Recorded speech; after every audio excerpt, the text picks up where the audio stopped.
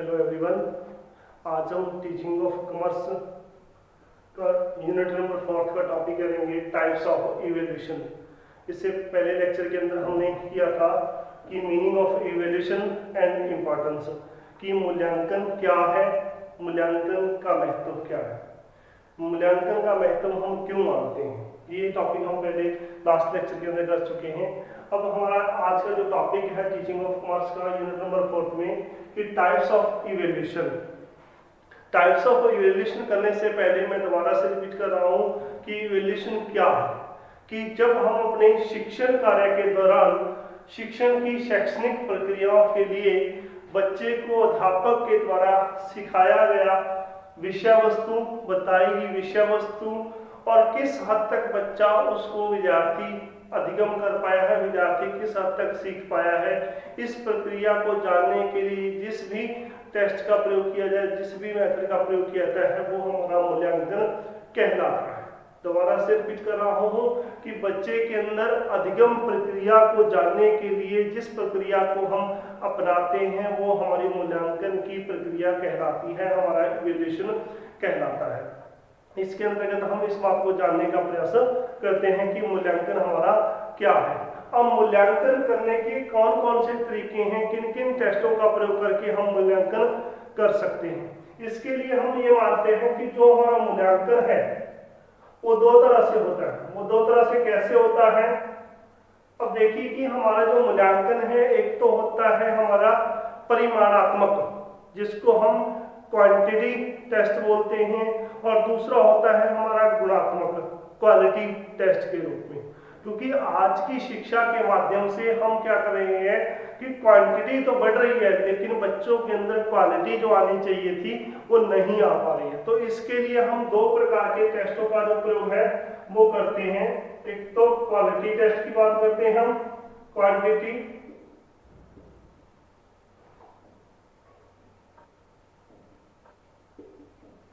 Test की बात करते हैं। कि दूसरा हमारा जो है, इसके अंदर हम बात करते हैं हमारी क्वालिटी की, कि जो हमारा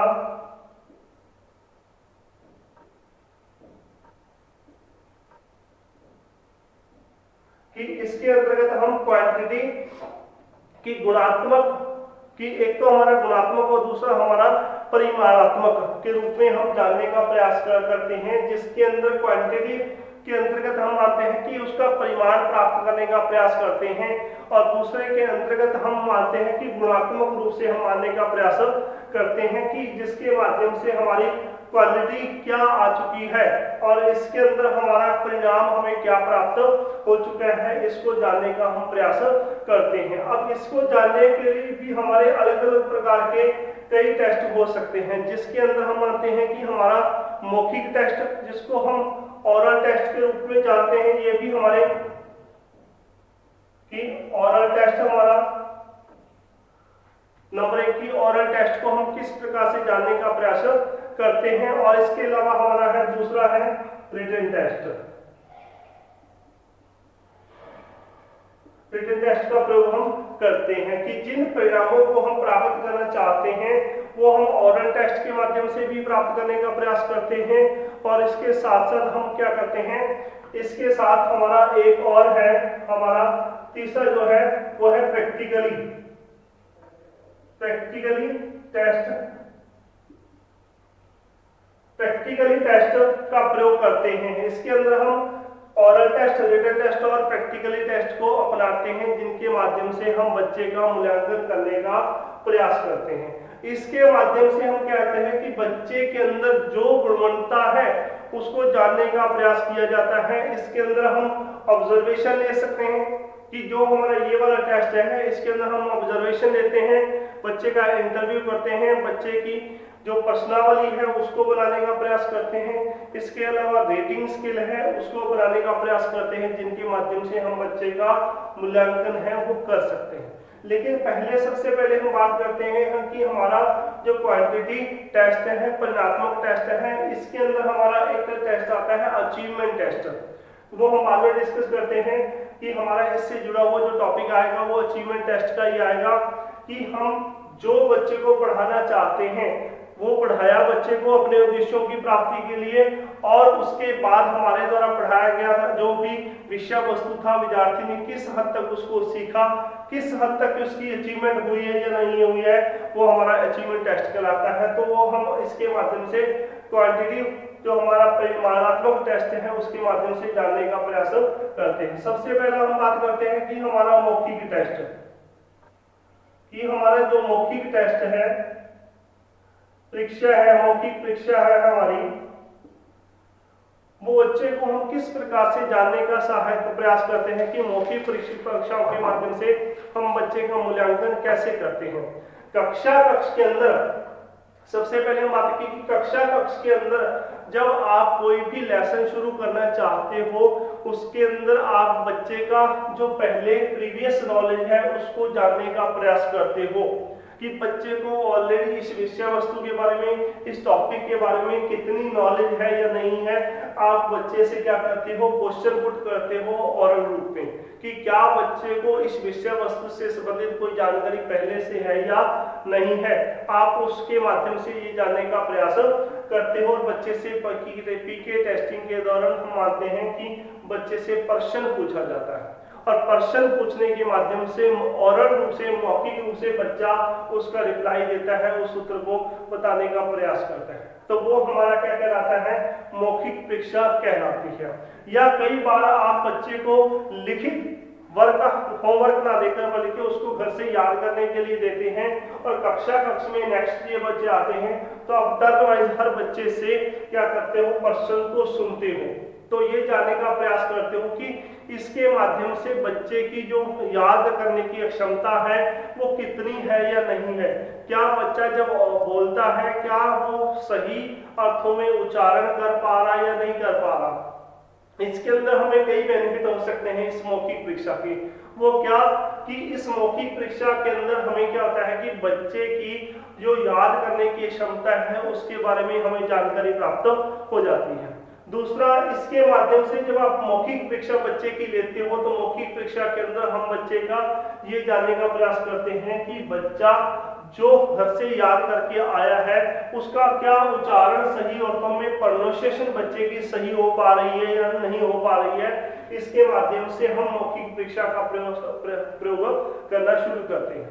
इस आधार पर हम मानते हैं कि हमारी जो मौखिक परीक्षाएं हैं तो इसमें सभी प्रकार से बच्चे इसके अंदर भाग लेने का प्रयास करते हैं। मौखिक परीक्षाओं के अंदर तीसरी बात इसकी इंपॉर्टेंस क्यों मानते हैं, मौखिक परीक्षा के अंदर जब बच्चे से आप कक्षा कक्ष में सुनने का प्रयास करते हो तो बच्चे की जो हेजिटेशन होती है वो दूर हो जाती है। तो इस आधार पर हम मानते हैं कि जो मौखिक परीक्षा है वो हमारी एक प्रकार की अच्छी शिक्षा मानी जाती है क्योंकि इसके माध्यम से, क्योंकि मौखिक परीक्षा का प्रयोग केवल हम छोटी कक्षाओं तक नहीं करते बल्कि बड़ी कक्षाओं के अंदर, हायर एजुकेशन के अंदर विभिन्न प्रकार का हमारा जो थीसिस वर्क होता है उसके अंदर जो वाइवा होता है तो वो भी हमारा एक प्रकार का मौखिक परीक्षाओं के माध्यम से ही होता है कि जो हम थीसिस तैयार करते हैं उसी में से हमारा सामने वाला जो एग्जामिनर होता है वो हमें ऑब्जर्व करता है और हमसे प्रश्न पूछता है ओरल में कि हमें इसके बारे में और कितनी नॉलेज है।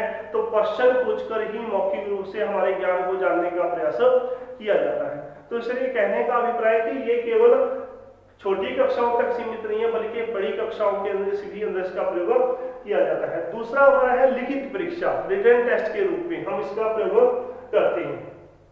अब देखिए कि रिटन की जो परीक्षाएं होती हैं वो क्यों महत्वपूर्ण मानी जाती है। ये हमारी एक प्रकार की परंपरागत विधि मानी जाती है क्योंकि इस विधि के अंदर हम बालक के अंदर जो पूर्ण हमारा पाठ्यक्रम होता है, पूर्ण पाठ्यक्रम से प्रश्न पूछे जाते हैं और उसमें से निश्चित समय के अंदर बच्चे को वो अपना लिखित परीक्षा है उसे कंप्लीट करना होता है कि आप पूरे 10 क्वेश्चन देते हैं, बच्चे को 3 आवर्स का टाइम होता है, बच्चे का 3 घंटे का टाइम होता है, तो 3 घंटे के अंदर 10 क्वेश्चनों में से कोई 5 क्वेश्चन बच्चे को कंप्लीट करने होते हैं।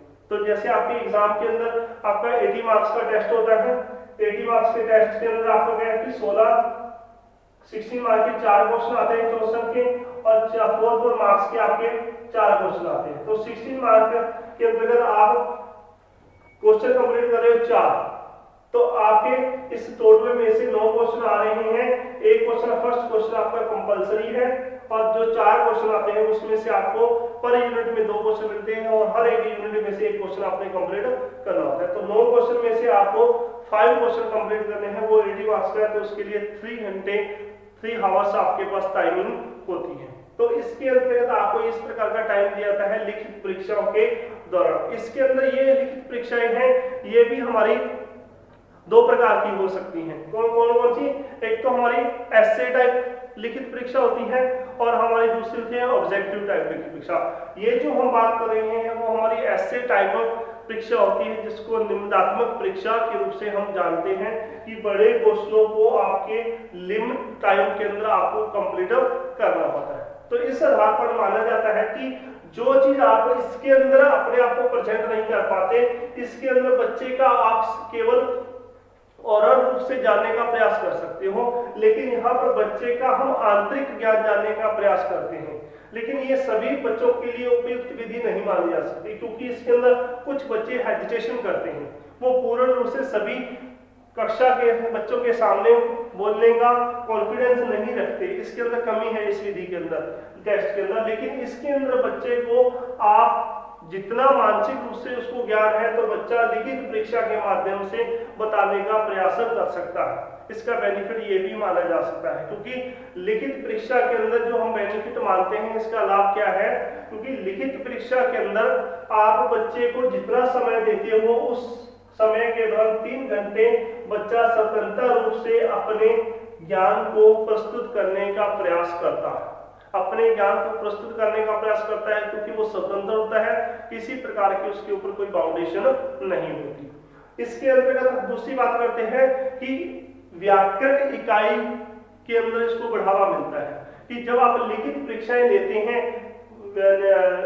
ऐसे टाइप के रूप में आप लेते हैं, तो इसके अंदर बच्चे का हमारा जो रिटन स्किल है कि वो व्याकरणिक इकाई है कि कहाँ पर पूर्ण विराम आएगा, कहाँ पर अर्ध विराम आएगा, कहाँ पर क्वेश्चन मार्क आएगा, वो चीजें व्याकरण इकाई की इसके अंदर प्रयोग करने की बच्चे के द्वारा कोशिश की जाती है। इसके अलावा बच्चे की शब्द शक्ति का में वृद्धि होती है। शब्द शक्ति में वृद्धि होने का कारण है कि शब्दों के भंडार जो बच्चे के होते हैं उसमें वृद्धि होती है इसके अंतर्गत। इसके अलावा बच्चे की जो लेखन कौशल है उसको बढ़ावा मिलता है, जिसके आधार पर हम मानते हैं कि हमारी जो निबंधात्मक परीक्षा है, ऐसे टाइप टेस्ट है, उसके अंदर बच्चे को बेनिफिट इसके माध्यम से मिलता है। तो इनका दोनों का यदि हम कंपैरिजन करते हैं कि जहां ये मौखिक परीक्षा हमें आसान लगती है, वहां लिखित परीक्षा भी आसान हो सकती है। लेकिन लिखित परीक्षा के अंदर भी 2 प्रकार की हमारी परीक्षाएं हैं। कौन कौन सी?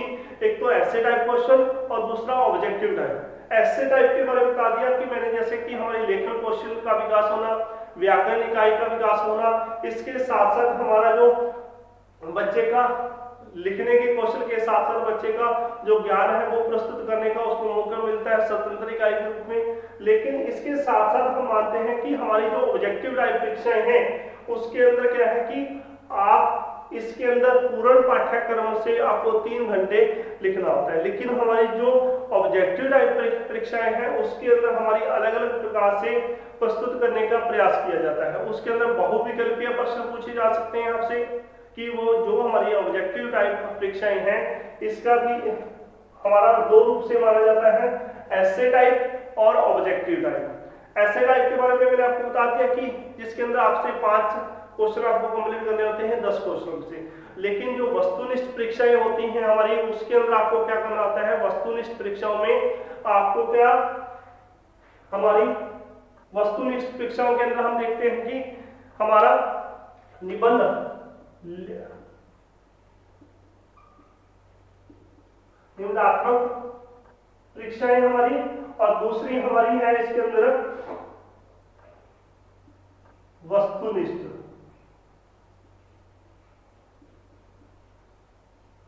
वस्तुनिष्ठ इसके अंदर हम क्या देखते हैं कि आप जिस भी प्रकार की परीक्षाओं का प्रयास करते हैं वस्तुनिष्ठ के अंदर, उसकी में हम ये मानते हैं कि इसमें ऑब्जेक्टिव की आपको कोई किसी भी प्रकार से रिक्त स्थानों की पूर्ति करनी है, आपको 4 आंसर दे दिए गए हैं, क्वेश्चन पूछा गया, चारों में से जो क्वेश्चन आपको आंसर सही लगता है आप उसका आंसर दे सकते हो, हाँ या नहीं में जवाब देना होता है। तो इस प्रकार की हमारी वस्तुनिष्ठ परीक्षाएं हैं वो हो सकती हैं। तो दोनों के अंदर क्या है कि इसके अंदर आपको वर्णनात्मक रूप से वर्णन करना होता है, लेकिन यहाँ पर हाँ या नहीं में जवाब देना, रिक्त स्थानों की पूर्ति करनी, या आपको 4 ऑप्शन दिए गए उनमें से किसी एक ऑप्शन को आपने सेलेक्ट करके उसका आंसर देना है। तो इस आधार पर हम ये मानते हैं कि हमारी ये जो परीक्षाएं हैं वो लिखित परीक्षाओं के आधार पर ये परीक्षाएं हमारी मानी जाती हैं। इसके अलावा तीसरा जो हमारा टेस्ट है प्रैक्टिकली टेस्ट के रूप में हम जिसको मानते हैं, प्रैक्टिकली टेस्ट जो हमारा है प्रायोगिक टेस्ट एक प्रकार का माना जाता है, जिसके अंदर आप क्या करते हो कि किसी भी प्रकार से प्रयोगात्मक रूप से आपकी परीक्षा होना। प्रयोगात्मक रूप से किस प्रकार से कि कोई भी आपको काम करने के लिए, आपको ऑब्जर्व करने के लिए, आपकी कितनी नॉलेज है इस बात को जानने के लिए आपके द्वारा क्या प्रयास किया जाता है। पहले मौखिक परीक्षा ली गई, उसके बाद उससे बेटर रिटन परीक्षा ली गई, लेकिन इन दोनों के बावजूद कुछ परीक्षाएं ऐसी होती हैं जो हम आपको प्रैक्टिकली टेस्ट के माध्यम से ही जान सकते हैं। जैसे हम टीचिंग प्रोफेशन के अंदर हैं, आपसे ओरल में क्वेश्चन पुट किया गया, आपने आंसर दे दिया, आपसे आपके एनुअल एग्जाम के अंदर कुछ परीक्षाएं ली गई, आपकी ऐसे टाइप परीक्षाएं ली गई, आपको मार्क्स दे दिए गए, लेकिन कुछ आपके प्रैक्टिकली सब्जेक्ट होते हैं। जैसे आपका फर्स्ट ईयर के अंदर जो प्रैक्टिकली सब्जेक्ट है आईसीटी का, एक आईसीटी का आपका प्रैक्टिकली सब्जेक्ट है जो कि कंप्यूटर से रिलेटेड है आपका। अब जैसे कंप्यूटर जो विषय है वो हमारा थ्योरिकली कम इंपॉर्टेंट है और प्रैक्टिकली ज्यादा इंपॉर्टेंट है। उसकी इंपॉर्टेंस क्यों है? क्योंकि थ्योरिकली आप वर्डों को याद तो कर सकते हो, लिख भी सकते हो, लेकिन उसके साथ साथ आपको कंप्यूटर का प्रैक्टिकली नॉलेज होना जरूरी है। थ्योरिकली आप पढ़ सकते हो, लेकिन जितना ज्यादा आप प्रैक्टिकली कंप्यूटर को याद करोगे वो आपका थ्योरिकली में तो हेल्पफुल हो जाएगा, लेकिन यदि आप पहले थ्योरिकली याद करोगे और बाद में उसका प्रैक्टिकली यूज करोगे, इतना आप आसानी के साथ नहीं कर सकते। तो प्रैक्टिकली टेस्ट के अंदर आपको क्या किया जाता है कि कंप्यूटर के अंदर, जैसे मान लीजिए आपका प्रैक्टिकली है आईसीटी का, ये एक आपका प्रैक्टिकल दिया गया है, तो इसके अंदर आपका एक फाइल बनता है और फाइल के अंतर्गत आपको क्या करना होता है, कंप्यूटर को प्रैक्टिकली चलाकर दिखाना है। कंप्यूटर के अंदर एमएस वर्ड के अंदर आपको एक फाइल बनाकर दिखानी है, एक्सेल के अंदर आपको एक प्रोफाइल तैयार करनी है, अपना डाटा तैयार करना है कि किस प्रकार से क्या आप प्रैक्टिकली कंप्यूटर को चला सकते हो या नहीं चला सकते। इट मीन्स यदि आपको नहीं चलाना आता तो आप थ्योरिकली तो उसके बारे में ज्ञान रखते हो, लेकिन प्रैक्टिकली आपको उसके बारे में नॉलेज नहीं है। तो इसलिए कुछ चीजें होती हैं जिस विषयों के अंदर हमको बच्चे को प्रैक्टिकली टेस्ट के माध्यम से ही जानने का प्रयास करते हैं। क्योंकि इसके अंदर ये तीनों टेस्ट क्यों लागू किए गए हैं कि इसके अंदर हम बच्चे का कॉन्फिडेंस देखते हैं कि वो मौखिक रूप से आपको बता पा रहा है। इसके अंदर हम उसकी ज्ञान के साथ साथ उसकी लेखन कौशल को भी जानते हैं और कितना वो ज्ञान अपने सब्जेक्ट के प्रति रखता है उस चीज को जानने का प्रयास भी कर सकते हैं। लेकिन यहाँ पर आपको प्रैक्टिकली बताना है कि आपको प्रैक्टिकली कितनी नॉलेज है, प्रयोगात्मक रूप से आप किस प्रकार से कर सकते हो। क्योंकि हमारे बहुत से देश के बड़े वैज्ञानिक हैं, थ्योरिकली तो आप पढ़ लेते हो, लेकिन उसके साथ साथ आप जब तक आपके साइंस के क्षेत्र के अंदर, विज्ञान के क्षेत्र में जब तक आप उसको प्रैक्टिकली नहीं बता पाते, प्रैक्टिकली किसी प्रोजेक्ट वर्क को नहीं रूप दे पाते, तब तक आपकी वास्तविक ज्ञान की जो तैयारी है वो नहीं हो पाती। तो इसीलिए हम अपने मूल्यांकन के दौरान इन टेस्टों का उपयोग करते हैं, जिनके माध्यम से हमारा ये प्रयास होता है कि हम बच्चे को जानने का प्रयास करें। क्योंकि कई हमारे विषय ऐसे हैं जिनके अंदर हमारे इन तीनों टेस्टों का प्रयोग किया जाता है।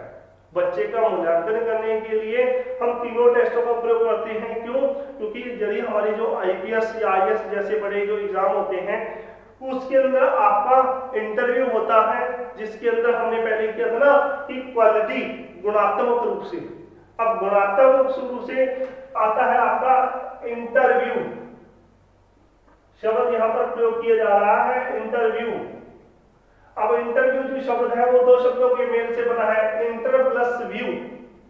कि इंटर मेरे अंदर भी मैंने विचार किया, आपके अंदर के विचारों को जानने के लिए, क्योंकि ये हमारा क्या है, गुणात्मक रूप से जो हमने बात की थी कि मूल्यांकन दो रूप से मानते हैं, गुणात्मक रूप से भी और हमारा परिणात्मक रूप से भी मानते हैं। जिसके अंदर हमने क्या किया कि हम गुणात्मक रूप से क्यों मानते हैं, क्योंकि इसके अंदर हम इंटरव्यू ले रहे हैं।